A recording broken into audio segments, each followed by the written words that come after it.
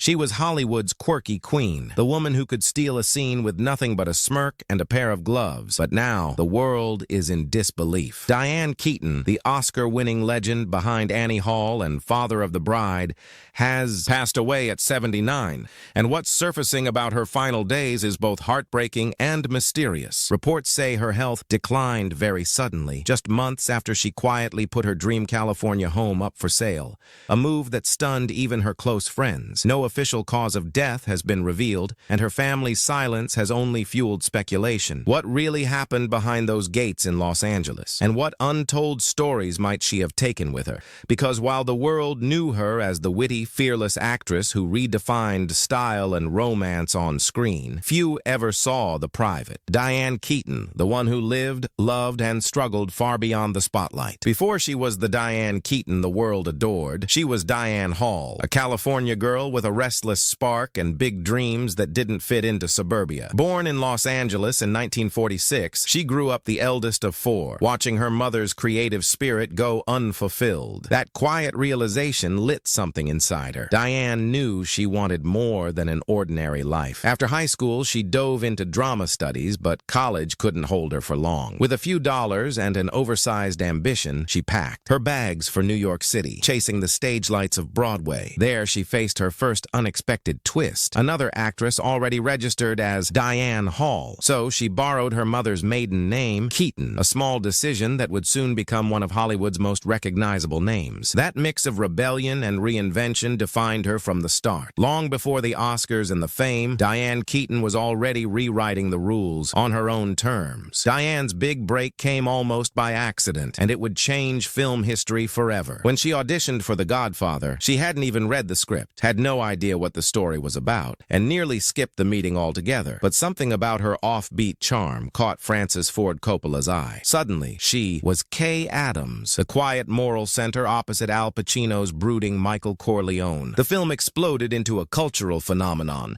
winning Best Picture and turning Keaton into a household name overnight. She reprised the role in The Godfather Part 2 and Part 3, each time adding new layers of vulnerability and strength that audiences couldn't forget. Yet fame didn't make her predictable. Around the same time, she became Woody Allen's favorite muse, starring in Play It Again, Sam, Sleeper, and Love and Death, quirky, cerebral comedies that showcased a different side of her talent. Within just a few years, Diane Keaton had transformed from an unknown theater actress into one of the most compelling and unpredictable women in Hollywood. But her most defining role, and her first Oscar, was still waiting just around the corner. Then came Annie Hall, the film that didn't just win her an Oscar, but rewrote who Diane Keaton was in the eyes of the world. The role was tailor-made for her. Witty, awkward, magnetic, and effortlessly original. Her trademark menswear look, the vests and ties that became a fashion revolution, wasn't even a costume choice. It was her real lifestyle,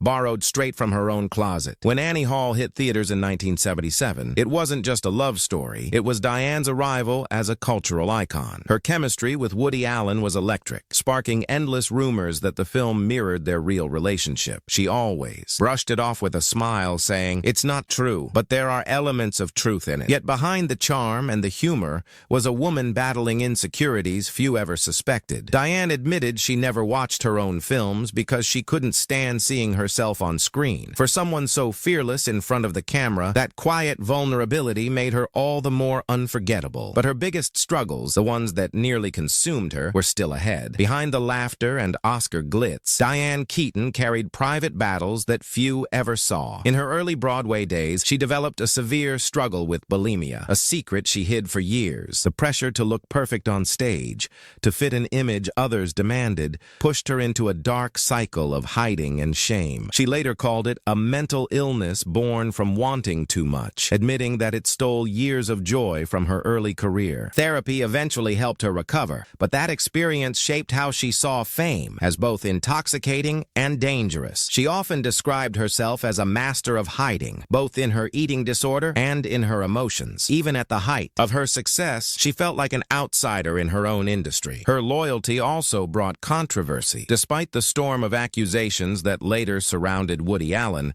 Diane remained one of his most outspoken defenders, saying simply, "I love him." It was a stance that divided fans, but revealed held her core, fiercely loyal, even when it cost her public favor. Through every scandal and setback, she kept her quiet dignity, choosing mystery over spectacle. But as she entered her next chapter, Hollywood's oddball muse found a new kind of power: reinvention. As the years rolled on, Diane Keaton didn't fade, she evolved. While many actresses struggled to find meaningful roles after 40, Diane turned that challenge into a second act that was just as iconic as her first. She teamed up with Nancy Meyers for a string of hits: Father of the Bride, Father of the Bride Part 2, and the timeless Something's Gotta Give, which earned her yet another Oscar nomination and reminded audiences that romance doesn't have an expiration date. In The First Wives Club, alongside Goldie Hawn and Bette Midler, she proved that women could be funny, powerful, and unapologetically themselves at any age. Critics called her performances effortless, but behind that charm was razor-sharp discipline and a fearless instinct for what resonated with viewers. She didn't just act, she created. Diane stepped behind the camera to direct films like Heaven and Hanging Up,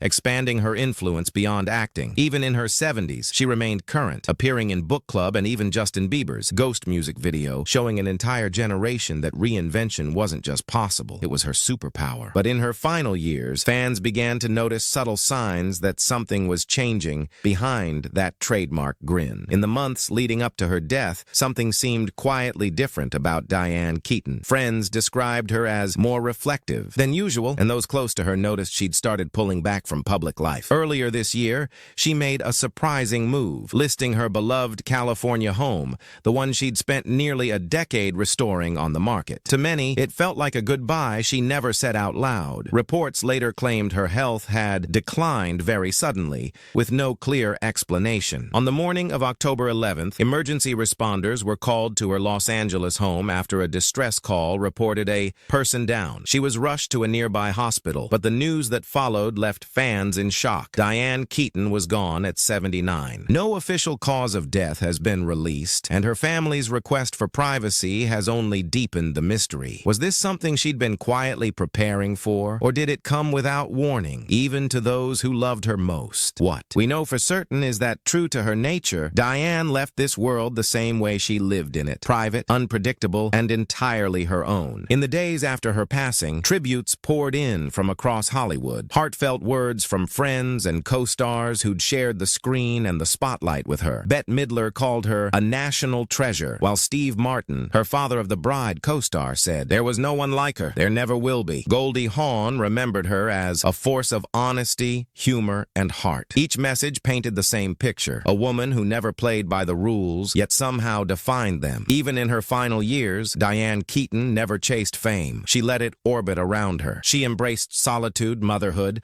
and her eccentric passions with an authenticity that made her stand out in an industry built on illusion. She wasn't just an actress, she was a mood, a movement, a reminder that imperfection could be its own kind of beauty. And now, in her absence, the mystery of who Diane Keaton really was lingers stronger than ever. Maybe that's how she wanted it: to leave behind a story that refuses to end neatly. One last unscripted performance from Hollywood's most effortlessly enigmatic star.